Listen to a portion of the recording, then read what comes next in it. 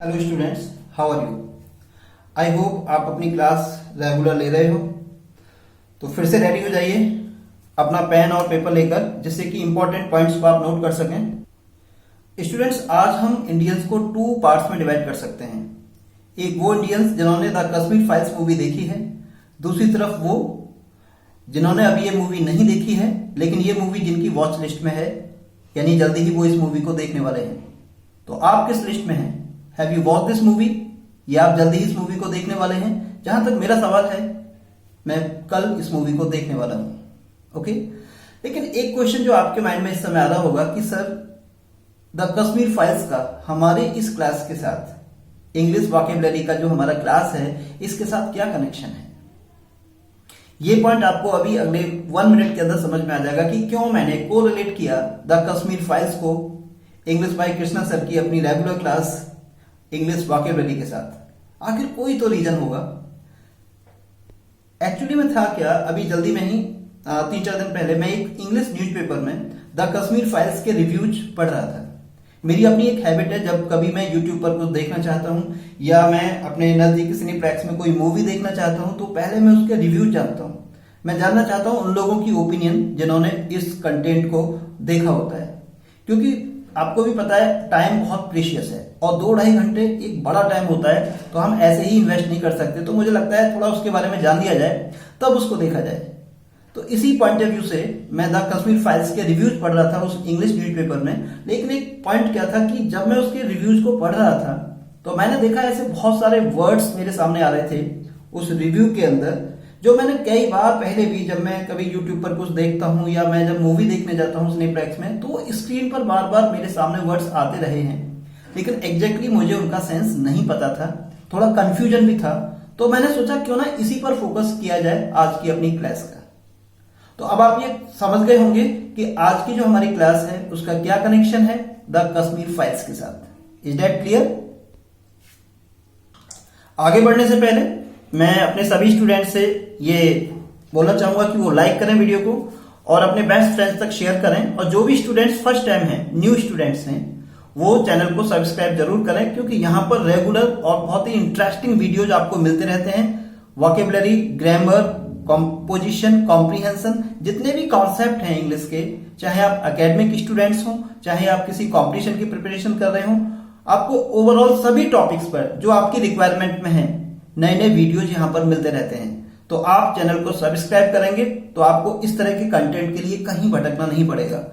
और जब कभी आप चैनल को सब्सक्राइब करें, तो एक इंपॉर्टेंट पॉइंट ये ध्यान रखें कि राइट साइड में जो बेल आइकन होता है, सब्सक्राइब जहां पे लिखा होता है, उसके राइट साइड में बेल आइकन होता है, उसको जरूर प्रेस करें। इस बेल आइकन को अगर आप प्रेस करेंगे तो जो हमारे लेटेस्ट वीडियोज हैं वो टाइमली आप तक पहुंचेंगे और आप हमारी क्लास को as soon as possible attend कर पाएंगे।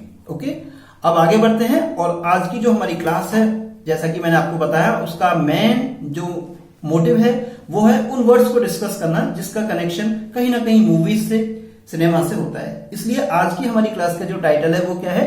Movie vocabulary. तो my dear students, first word जो मैं आपके साथ यहां पे डिस्कस करने वाला हूं, जो आपको पढ़ाने वाला हूं, वो है CBFC। जब मैं रिव्यू पढ़ रहा था द कश्मीर फाइल्स का, तो ये वर्ड कई बार मेरे सामने आया था रिव्यूज में, CBFC।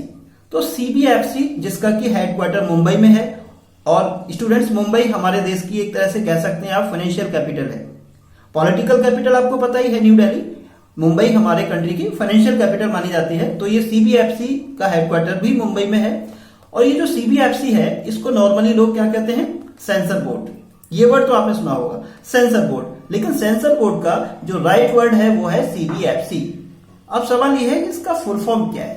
CBFC का फुल फॉर्म है, आप स्क्रीन पर देख सकते हैं, C for central, B for board of, F for films, C for certification, central board of films certification, CBFC। ये CBFC क्या है, क्यों है, इसका क्या काम है, ये थोड़ा डिटेल्स में आपको जरूर देना चाहूंगा। तो सबसे पहले आप ये जान लीजिए कि ये जो CBFC है, ये भारत सरकार का एक मंत्रालय है, ministry of information and broadcasting, उसके दायरे में आता है। सीबीएफसी जो बोर्ड है ये ministry of information and broadcasting इसके दायरे में आता है और इसका काम ये है सीबीएफसी का यानी सेंसर बोर्ड का कि इंडिया के अंदर जितनी भी मूवीज रिलीज होती हैं, जो भी प्रोग्राम्स दिखाए जाते हैं टीवी पर, उसको पब्लिक डिस्प्ले के लिए लाया जाना चाहिए या नहीं, उसका कंटेंट किस तरह का है, तो उसको एक तरह से अप्रूवल देने का काम करता है। वो ये चेक करता है कि ये कंटेंट पब्लिक में दिखाया जाना चाहिए या नहीं दिखाया जाना चाहिए। तो जितनी भी मूवीज हमारे यहाँ बनती हैं उनको अप्रूवल लेना पड़ता है पहले, तभी वो सिनेप्लेक्स में आती हैं या टीवी पर दिखाई जाती हैं। तो ये जो बोर्ड है सीबीएफसी यानी सेंसर बोर्ड, ये 4 टाइप्स के सर्टिफिकेट्स इश्यू करता है। कई बार आपने देखा होगा कि हम कोई मूवी देख रहे होते हैं, अचानक से कुछ ऐसा सीन आ जाता है, बहुत से ऐसे सीन्स होते हैं मूवी के अंदर जिनमें हम थोड़ा अनकंफर्टेबल फील करते हैं अगर हम अपने पेरेंट्स के साथ हैं। ऐसे पेरेंट्स फील करते हैं जब वो अपने बच्चों के साथ हैं।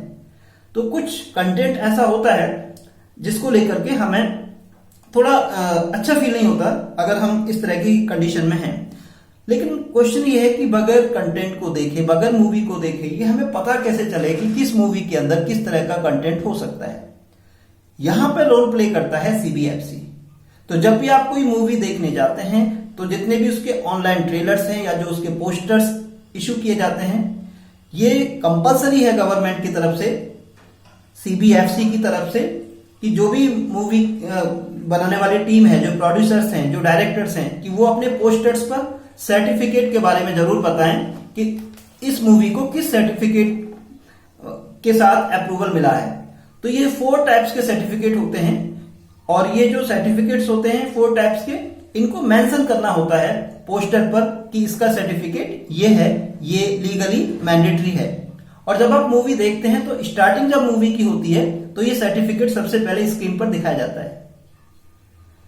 तो इन शॉर्ट मैं यही कहना चाहूंगा कि आप पोस्टर देख करके भी जज कर सकते हैं कि इस मूवी में किस तरह का कंटेंट रहने वाला है। इसे आप अपने छोटे भाई बहनों के साथ देख सकते हैं या नहीं, इस टाइप की इंफॉर्मेशन आपको क्लियरली मिल सकती है अगर आप उस पोस्टर को गौर से देखें। तो राइट साइड में सेंसर बोर्ड के सर्टिफिकेट के बारे में जो उसका सिंबल है वो दिया गया होता है।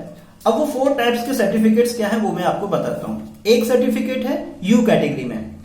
यू का मतलब होता है अनरिस्ट्रिक्टेड, ऐसा कंटेंट जिस पर किसी तरह का कोई रिस्ट्रिक्शन नहीं है, ओपन टू ऑल है, जिसे कोई भी देख सकता है, उस कंटेंट को क्या बोला जाता है, अनरिस्ट्रिक्टेड।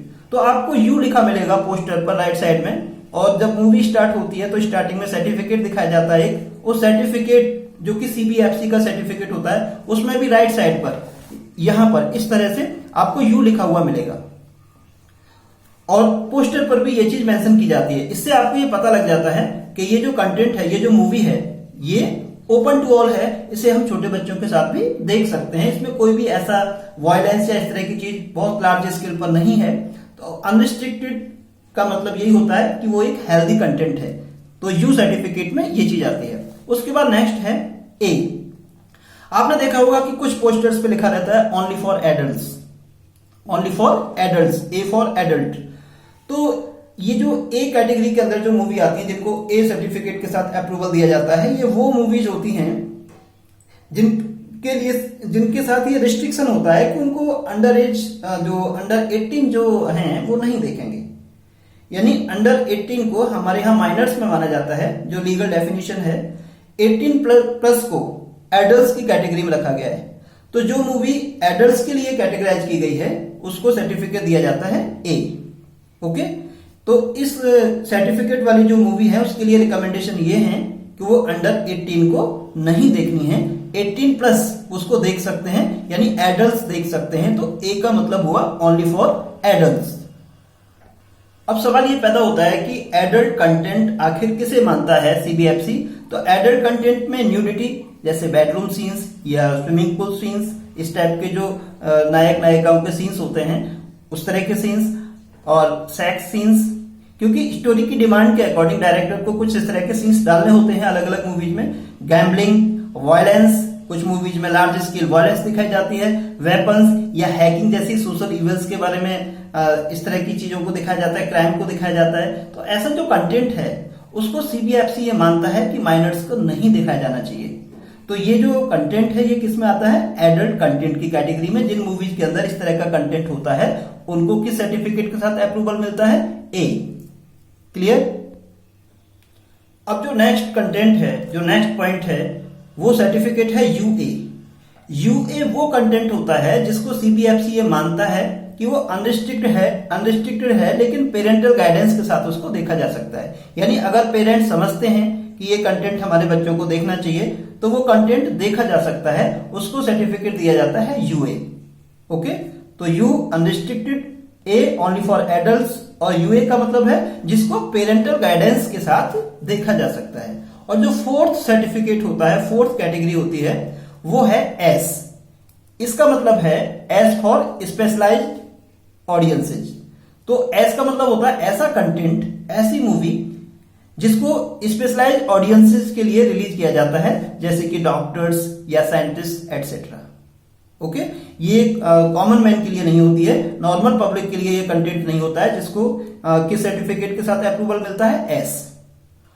और जो कंटेंट सबके लिए होता है उसे कौन सा सर्टिफिकेट दिया जाता है, यू, यानी अनरिस्ट्रिक्टेड। ओके, तो मुझे लगता है कि अब ये जो गेम है पूरा UAS, जब कभी आप ये लिखा देखेंगे किसी भी पोस्टर पर तो बहुत इजीली आप लोग जज कर लेंगे, क्योंकि ये आपको किसके बारे में बताता है कि इस मूवी का कंटेंट क्या रहने वाला है। तो आने वाले टाइम में अब कभी आप कंफ्यूज नहीं होंगे और आपको पहले से ही पता होगा कि इस मूवी में हमें किस तरह का कंटेंट देखने को मिलने वाला है। बस आपको ध्यान रखना है UA और S की इनका क्या सेंस है, ये मैंने आपको प्रॉपर्ली एक्सप्लेन किया है। तो माय डियर स्टूडेंट्स, यहां हम आगे भी इस वीडियो में ऐसे ही कुछ टेक्निकल टर्म्स को आज डिस्कस करने वाले हैं। मैं आपको बिल्कुल क्लियर कर दूं कि यहां पर आपको नॉर्मल टर्म्स नहीं मिलेंगे, जैसे actor, actress, musician, singer, dancer, comedian, villain, क्योंकि आपका टाइम बहुत प्रीशियस है और आप जब इस चैनल पर आते हैं तो ये सोच कर आते हैं कि आज की क्लास में कुछ खास मिलेगा, इसलिए ऐसे नॉर्मल टर्म्स को हमने इंक्लूड नहीं किया है। आपको ऐसे कुछ स्पेसिफिक टर्म्स यहां हम बताने वाले हैं जो मैं श्योर हूं कि 90% टर्म्स आपको क्लियर नहीं होंगे पहले से ही कि ये एग्जैक्टली हैं क्या, इनका राइट सेंस क्या है। ओके, तो अब हम अपने नेक्स्ट टर्म की तरफ बढ़ते हैं, वो है रिव्यूज। रिव्यूज का मतलब होता है कि जिन लोगों ने किसी भी मूवी को या किसी भी प्रोग्राम को पहले देख लिया है, तो देखने के बाद जो ओपिनियन वो अपनी देते हैं कि उसका कंटेंट कैसा है, उसका म्यूजिक कैसा है, उसकी कोरियोग्राफी कैसी है, वो किस तरह का एक तरह से प्रोडक्ट है, तो ये जो उनकी ओपिनियन होती है, उनके जो व्यूज होते हैं, इनको क्या कहा जाता है, रिव्यूज। इसके बेस पर ही बहुत सारी रेटिंग एजेंसीज मूवीज के बारे में अपना एक ओपिनियन देती हैं और मीडिया में उसको शेयर किया जाता है। ओके, रिव्यूज का मतलब है जिन लोगों ने किसी प्रोग्राम को देखा है उनके व्यूज। अब जो नेक्स्ट वर्ड है वो है रेटिंग्स। ये वर्ड भी आपने अक्सर पढ़ा होगा। जब मैं रिव्यू पढ़ रहा था द कश्मीर फाइल्स का, तो वहां पे इस मूवी को 8.3 की रेटिंग दी गई थी, 8.3 आउट ऑफ 10। तो 10 में से ये पॉइंट्स दिए जाते हैं, तो 8.3 की जबरदस्त रेटिंग्स इस मूवी को दी गई थी द कश्मीर फाइल्स को। वहां ये भी बताया जा रहा था कि ये जो रेटिंग होती है इस तरह की 8.3, ये बहुत हाई लेवल की रैंकिंग मानी जाती है। इससे ये पता लगता है कि वर्ल्ड ओवर और ऑल ओवर इंडिया इस मूवी को जबरदस्त रिस्पॉन्स मिल रहा है। ओके, तो इस तरह की रेटिंग्स, तो रेटिंग्स से आपको ये आइडिया होता है कि क्या पॉपुलैरिटी उस प्रोग्राम की या उस मूवी की है। ओके, तो रेटिंग्स का मतलब होता है एक तरह से उनकी रैंकिंग, कि पब्लिक अपील कितनी है उस मूवी की। क्लियर। अब जो नेक्स्ट वर्ड हम डिस्कस करेंगे, ये वर्ड भी पहले मुझे बहुत कंफ्यूज करता था, मैं इसे बार बार पढ़ता था जब भी किसी मूवी का रिव्यू पढ़ता था, और वो वर्ड है IMDb। इसकी फुल फॉर्म है I for internet, M for movie, D for data, B for base, internet movie database.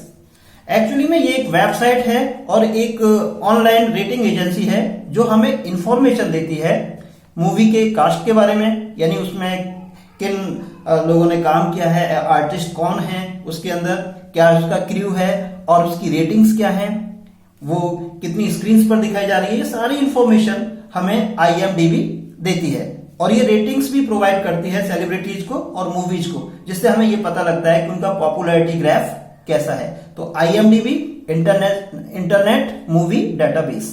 Okay, तो ये एक रेटिंग एजेंसी है और इसकी ओनर है Amazon। अब नेक्स्ट वर्ड है कास्ट। ये वर्ड ऊपर भी डिस्कस हुआ था।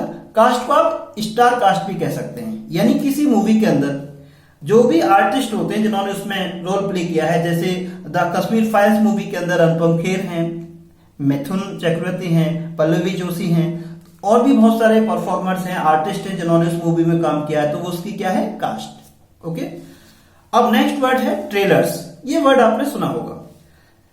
आजकल क्या होता है, पहले से भी ऐसा होता रहा है कि जब भी कोई नई मूवी लॉन्च होती है तो उसको पब्लिसिटी देने के लिए उसके ट्रेलर्स लॉन्च किए जाते हैं। आज आप देखेंगे यूट्यूब पर 2, 3, 4, 5 मिनट्स के ऐसे शॉर्ट वीडियो क्लिपिंग्स होती हैं जिनसे आपके अंदर एक एक्साइटमेंट पैदा होता है उस मूवी को देखने का। तो वो जो शॉर्ट वीडियो क्लिप्स होती है उनको क्या बोलते हैं, ट्रेलर्स। ओके, अब नेक्स्ट वर्ड है OTT। ये वर्ड काफी चर्चाओं में रहा और इस वर्ड को लेकर के मुझे काफी क्यूरियोसिटी थी कि ये OTT होता क्या है। OTT का मतलब है O for over, T for the, T for top, over the top. तो इसका मतलब ये होता है कि बहुत सारी ऐसी स्ट्रीमिंग एजेंसीज हैं जो कंटेंट को नेट पर अवेलेबल कराती हैं जिससे कि आप उसे कभी भी और कहीं भी देख सकें। जैसे बहुत सी मूवीज स्टार्टिंग में OTT प्लेटफॉर्म्स पर नहीं होती हैं, यानी आप उन्हें सिनेप्लेक्स में ही देख सकते हैं। लेकिन जब कोई भी कंटेंट OTT प्लेटफॉर्म्स पर आता है तो आप अपने नेट के थ्रू, आप अपने मोबाइल के थ्रू और लैपटॉप के थ्रू घर से ही कहीं से भी एनी टाइम एनीवेयर वो कंटेंट वॉच कर सकते हैं। ओके, तो OTT का मतलब होता है ओवर द टॉप, राइट। अब नेक्स्ट वर्ड क्या है, स्क्रिप्ट। स्क्रिप्ट का एक वर्ड आप कह सकते हैं स्टोरी भी है, यानी जो भी कोई मूवी या प्रोग्राम होता है उसकी एक स्टोरी होती है, उसमें जो इवेंट्स होती हैं उनका एक सीक्वेंस होता है, स्टार्टिंग, मिडिल, एंड और कंक्लूजन। तो ये जो ओवरऑल जो स्टोरी होती है उसको हम क्या कहते हैं, स्क्रिप्ट। और हर स्क्रिप्ट का एक स्क्रिप्ट राइटर भी होता है। अब जो नेक्स्ट वर्ड है वो है प्रोड्यूसर। प्रोड्यूसर अगर हम इसको डिफाइन करें तो प्रोड्यूसर वो शख्स होता है जो मूवी को क्या करता है, फाइनेंस करता है, ओके, और सुपरवाइज करता है और उसकी जो भी फाइनेंशियल रिक्वायरमेंट होती है डायरेक्टर की उनको कंप्लीट करता है, उनको फुलफिल करता है। तो मूवी को जो फाइनेंस करता है उस पर्सन के लिए वर्ड यूज होता है प्रोड्यूसर। तो हर मूवी का कोई ना कोई प्रोड्यूसर भी होता है। और नेक्स्ट टर्म है डायरेक्टर।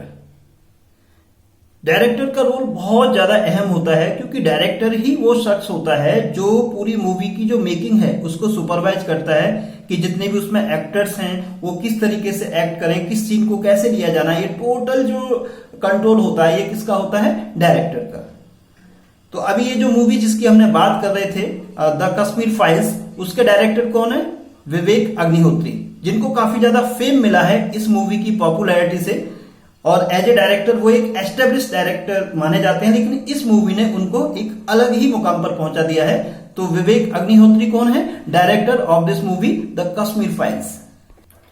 अब ये जो वर्ड आपके सामने है स्पेशल इफेक्ट्स। आजकल मूवीज के अंदर क्योंकि हाईटेक एज में हैं हम, तो स्पेशल इफेक्ट्स का जमाना है। तो स्पेशल इफेक्ट हैं क्या, स्पेशल इफेक्ट्स नॉर्मली वो चीजें होती हैं, वो सीन्स होते हैं जिनको नॉर्मल तरीके से नहीं दिखाया जा सकता, तो स्पेशल इफेक्ट से वो सीन क्रिएट किए जाते हैं। ओके, तो क्योंकि बहुत सारी मूवी जैसे बाहुबली देखी होगी आपने, या और भी हॉलीवुड मूवीज में तो ये कॉमन है कि स्पेशल इफेक्ट्स बहुत लार्ज स्केल पर वहां यूज किए जाते हैं। लेकिन अब बॉलीवुड मूवीज में भी स्पेशल इफेक्ट्स जबरदस्त तरीके से यूज किए जा रहे हैं। तो स्पेशल इफेक्ट्स मतलब कुछ ऐसे इफेक्ट्स पैदा किए जाते हैं, ऐसे सीन्स जनरेट किए जाते हैं जो नॉर्मल तरीके से क्रिएट नहीं किए जा सकते। अब नेक्स्ट वर्ड है students box office. Box office एक तरह से आप समझिए वो ऑफिस होता है जहां से टिकट्स का डिस्ट्रीब्यूशन होता है। जब भी आप सिनेप्लेक्स में जाते हैं तो एक काउंटर होता है जहां से आप टिकट्स परचेज करते हैं, तो उस पॉइंट को ही क्या कहा जाता है, बॉक्स ऑफिस। क्लियर। अब नेक्स्ट वर्ड है कोरियोग्राफर। कोरियोग्राफर वो पर्सन होता है जो उस मूवी के अंदर नए नए तरीके के डांसेज के बारे में एक सीन्स क्रिएट करता है, नए नए तरीके से डांस आपको दिखाए जाते हैं। तो ये जो स्टेप्स होते हैं डांसेज के, जो आपको पूरा वो लेआउट दिखाया जाता है, जिस तरह के सीन्स आपको दिखाए जाते हैं, जो एक अट्रैक्टिव सेटअप दिखाया जाता है पूरा, वो सब कौन मतलब कंट्रोल करता है, कोरियोग्राफर। तो हर पर्सन का अपना एक रोल होता है। तो कोरियोग्राफर रिस्पॉन्सिबल होता है नए नए तरीके के डांसेज के लिए जो आपको मूवी के अंदर दिखाए जाते हैं। अब नेक्स्ट वर्ड है डबिंग। ये वर्ड भी आपने जरूर सुना होगा, डबिंग। जब भी आप यूट्यूब पर कोई मूवी देखते हैं तो आजकल क्योंकि लोग साउथ इंडियन मूवीज बहुत लाइक करते हैं, लेकिन साउथ इंडियन मूवीज क्योंकि या तो तमिल में है या कन्नड़ में है या मलयालम में है, तो वो हम हिंदी ऑडियंस को डबिंग के थ्रू मिलती है। तो डबिंग है क्या? डबिंग का मतलब है कि एक एडिशनल साउंड ट्रैक जो डेवलप किया जाता है उस मूवी की, मान लीजिए ओरिजिनल जो लैंग्वेज है वो हम नहीं समझ पा रहे हैं, तो हम जैसे जो व्यूअर्स होते हैं उनके लिए किसी तमिल या कन्नड़ या किसी भी अदर लैंग्वेज की मूवी को हिंदी में डब किया जाता है, तो उसका एक पैरेलल साउंड ट्रैक तैयार किया जाता है, ऐड किया जाता है, जिससे मूवी को उन व्यूअर्स के लिए अवेलेबल कराया जा सके जो उस मूवी का जो ओरिजिनल साउंड ट्रैक है उसको नहीं समझ सकते हैं। मान लीजिए कोई कन्नड़ मूवी है और बहुत पॉपुलर मूवी है और उसको रिलीज करना है ऐसे रीजन में जहां पर हिंदी स्पोकन रीजन है, तो वहां पर वो उसको हिंदी में डब करके रिलीज करते हैं। ओके, यूट्यूब पर ऐसी बहुत सारी मूवीज हैं जो हिंदी डब्ड हैं।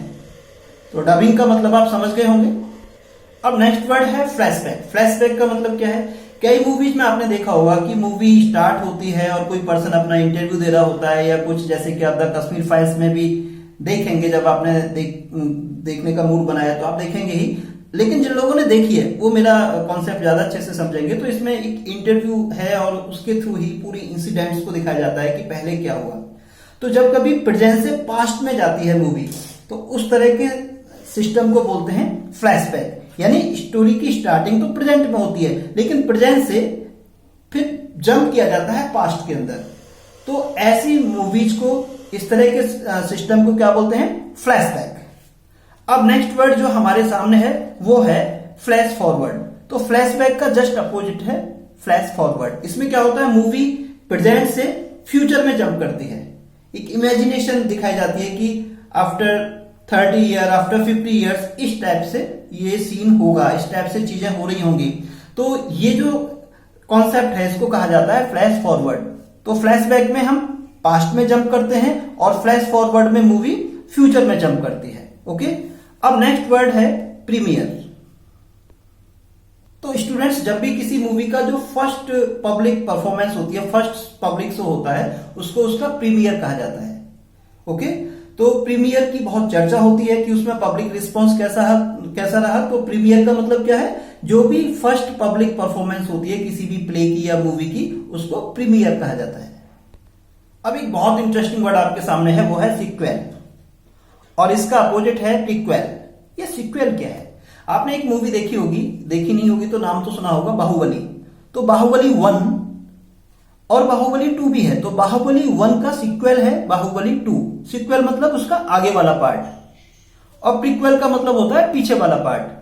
मान लीजिए आपने बाहुबली 2 देखी है, तो उसको सही से समझने के लिए आपको उसका प्रीक्वल देखना पड़ेगा। तो जो क्या है? बाहुबली 1 आप यहां देख सकते हैं, मैंने आपके लिए ये थोड़ा सा समझाने की कोशिश की है। तो बाहुबली 1 का सीक्वल क्या है? बाहुबली 2। और बाहुबली 2 का प्रीक्वल क्या है? बाहुबली 1। तो प्रीक्वल का मतलब क्या है? पहले वाला पार्ट, और सीक्वल का मतलब क्या है? उसके आगे वाला पार्ट। तो बाहुबली 1 का सीक्वल है बाहुबली 2, और बाहुबली 2 का प्रीक्वल है बाहुबली 1। समझ गए ना? तो बहुत सारी मूवीज हैं जो इस तरह से सीरीज में बनाई गई हैं। ओके, तो सीक्वल मींस उसका आगे वाला पार्ट, पार्ट 2, और प्रीक्वल मींस उसका पहले वाला पार्ट। अब नेक्स्ट वर्ड है स्टूडेंट सेट। सेट का मतलब होता है जो एक सीन क्रिएट किया जाता है, बैकग्राउंड जिस तरह से लिया जाता है, तो वो पूरा सिस्टम, वो पूरा सेटअप क्या कहलाया जाता है? सेट। जैसे कि आप कोई भी पुरानी मूवी देखते हैं तो उसका एक अलग तरह का सेट होता है। जब कोई मूवी रूरल लाइफ को दिखाती है, गांव के जीवन को दिखाती है, तो उसका सेटअप अलग होता है, उसका सेट अलग होता है।